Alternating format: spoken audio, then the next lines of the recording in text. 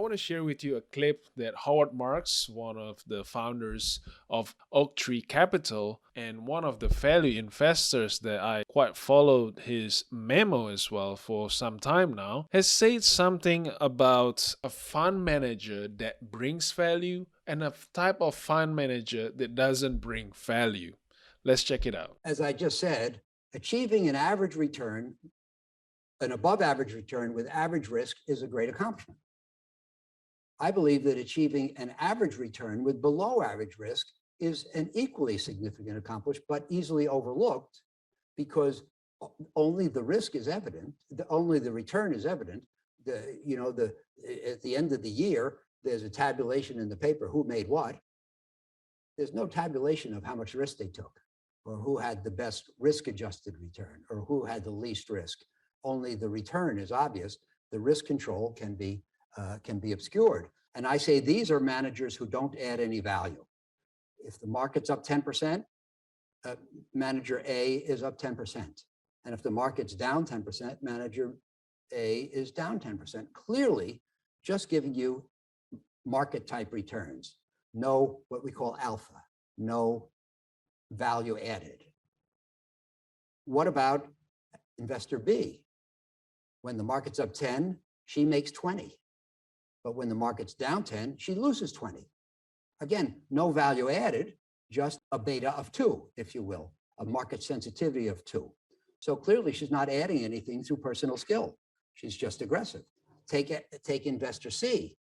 The market's up 10, he's up 5. Market's down 10, he's down 5. Again, no value added, no asymmetry. He's just an investor with a beta of a half. No alpha, no personal skill. So all 3 of those didn't add any value. But this one does. When the market's up 10, he's up 15.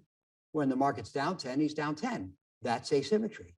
That's an aggressive manager who has an asymmetry, participates in the gains to a greater extent than he participates in the losses.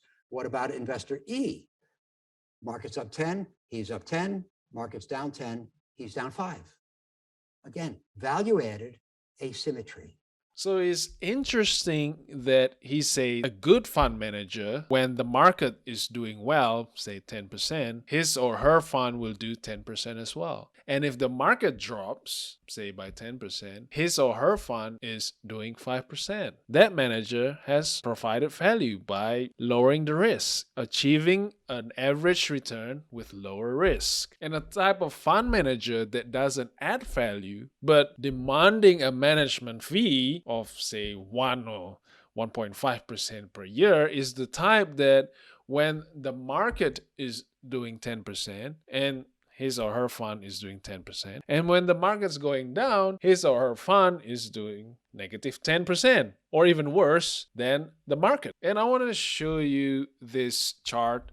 This is the ARK ETF chart, the famous aggressive ETF that was adored in 2021, because for that period in 2021, it has outperformed Nasdaq 100 ETF, outperforming S&P 500 ETF by quite a lot. And now, as of June 2017 till June 2022, ARK ETF has underperformed Nasdaq 100 ETF and S&P 500 ETF.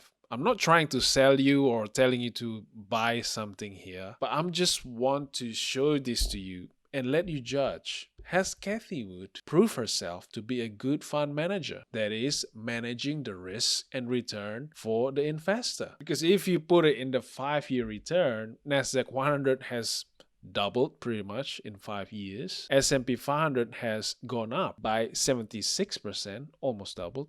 And her fund, although was doing amazingly well in 2021, in 2022 has gone down to just gaining about 59% for that 5-year period. Which means when the market, Nasdaq 100 and S&P 500 doing 12 to 15% annualized return per year, Cathie Wood's ARK ETF has just done 10% if you buy and hold for the 5-year period. So how do we achieve amazing return? I cannot tell you the exact formula or exact answer for that, because the opportunity and the chances for you to achieve the amazing investment will be few. And all I can say is that you just gotta be prepared for it, and that is by studying as many business as possible, investing in yourself, and pursue your passion.